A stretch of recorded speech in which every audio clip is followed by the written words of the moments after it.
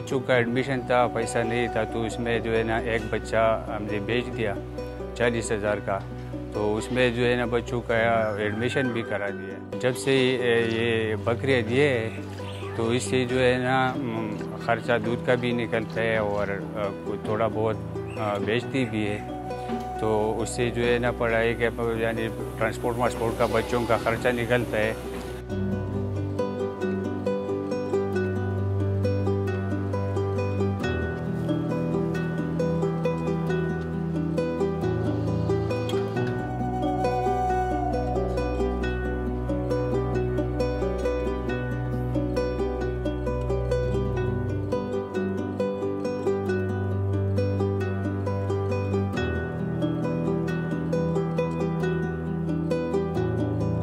यहाँ पर अभी जो हमारे साथ तादाद है वो 300 से ज़्यादा तजावज़ कर गई और हमने आज तक जो है एक बार डिस्ट्रीब्यूशन कराई है यहाँ के लोकल ज़िम्मेदारों में और एक बार हमने एक्शन कराई है। ये स्विट्ज़रलैंड की ब्रीड है, ये ठंड इलाकों के लिए मशहूर है, इसलिए ये स्वाद की जो है ना मौसम इसके लिए चुना गया।